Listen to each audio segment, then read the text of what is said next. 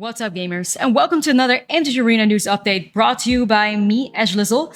And today we're going to be talking about the new Explorer Anthology 3 and Historic Anthology 7, dropping July 18th on Arena. And these are two heavily anticipated supplemental expansions to their respective formats with very different goals in mind. And today we will discuss the cards and how useful these anthologies will actually be now that all the cards have been revealed. And obviously we will be talking about whether or not they are worth buying. So I've done all the research, so you won't have to. Let's get into it as we discuss the good, the bad, and the ugly about the upcoming Explorer and Historic anthologies. Before we start discussing the cards, it's important to know that both anthologies will be available for purchase at 4,000 gems or 25k gold. 25 USD gets you about 4,150 gems, and if you buy the $100 bundle, it costs you about $20. The anthologies will give you 4 copies of each card mentioned. So, first we will discuss the All-Stars that are about to drop, and without a doubt, the Historic Anthology is full of them. Giver of Runes, Repeal, Vendilion Click, Unearth, Bloodghast, Primeval Titan, Wild Nacatl, Bloodbraid Elf, Sword of Fire and Ice, and the Canopy Lands. Some undeniably powerful cards that I've seen play across Eternal formats and will undoubtedly make an impact on any deck that can utilize them. For example, Giver of Runes can be a perfect fit in any Aura-style deck. Hammer decks or basically replace Skrelv in nearly any deck that the card fits in. Vendilion Click could easily fit in any tempo or mid-rangey Dimir build. Bloodghast is a fantastic addition to any more aggressive style black creature decks, perhaps even mono black vampires. And Wild Nacatl could single-handedly make a Domain Zoo type of deck come to Historic, which could closely resemble the Domain Zoo deck played in Modern. Obviously, the Canopy Lands, a great addition to many decks and even a great solution for people that might not have all the shock lands or pathways, you name it. With the Historic meta being somewhat more wide open due to the lack of major event results, there's a ton of potential in brewing with some of these cards and upgrading some strategies that may have been less than S tier before.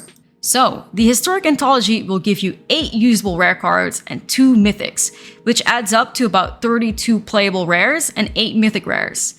This is great value if you go with the 4 times rare wildcard bundle costing 10 USD and $20 for the 4 mythic wildcard bundle. Obviously, most people only have a couple of decks where these cards could go in and won't get the full potential value out of this. However, you will be owning very powerful cards in your collection that have made an impact on Eternal formats since they've been around and would upgrade any deck you could put them in. You could be building a new deck in the future that would want any of these cards, even if some of them are of no use to you now. In regards to the relevant Explorer editions that actually see play, we have Shrapnel Blast, Court of Calling, Rolled Spine Worm, Xenagos, Sylvan Scrying, and Thespian Stage. A decidedly shorter list. Now, Shrapnel Blast can possibly upgrade sacrifice decks or artifact-based strategies. Court of Calling will help Elves in Explorer and Yawgmoth combo in Historic. Rolled Spine Worm and Xenagos will help complete the Izzet Creativity deck that Reed Duke piloted to a first place finish at the Pro Tour Phyrexia. Sylvan Scrying and Thespian Stage will go towards Lotus Field combo deck, but it is still missing several key components that the Pioneer version contains. And this unfortunately segues us into the bad. While the cards I previously mentioned are perfectly fine, none of them really see a lot of play in the current Pioneer meta. For the gamers that are not aware, the goal of the Explorer format is to eventually become Pioneer. This means that these anthologies WotC is putting out have to make a strong effort into getting Explorer as close to the current Pioneer meta as possible.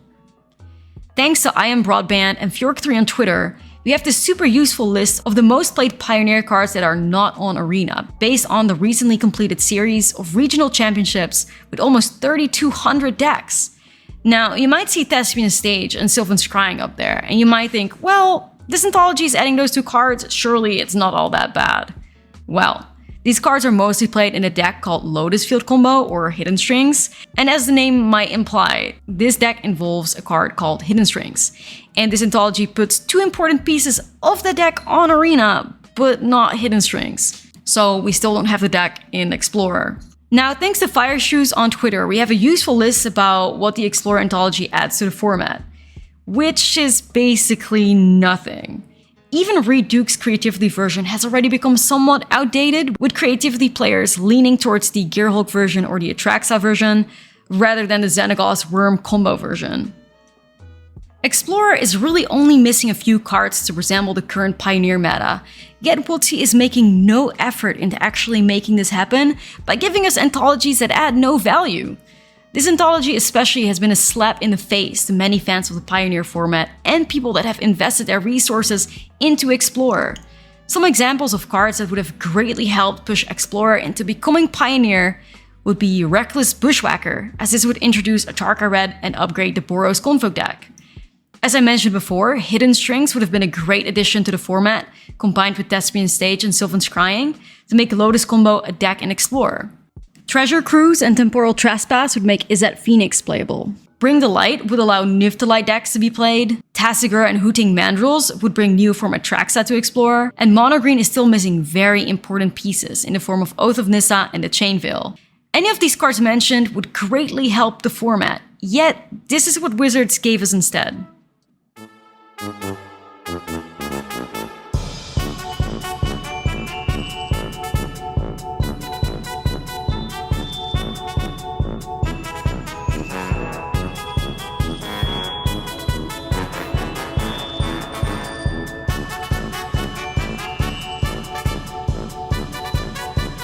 A quarter shield? Really, Wizards? Anyways, these are just a bunch of bad, pointless filler cards that none of the meta decks really use. A bunch of fringe sideboard cards and bad lands that do not see play at Rare. And this is what WotC decides to put their effort into. Players are rightfully outraged and are voicing their opinion on how bad the Explorer Anthology actually is. Good for you, gamers.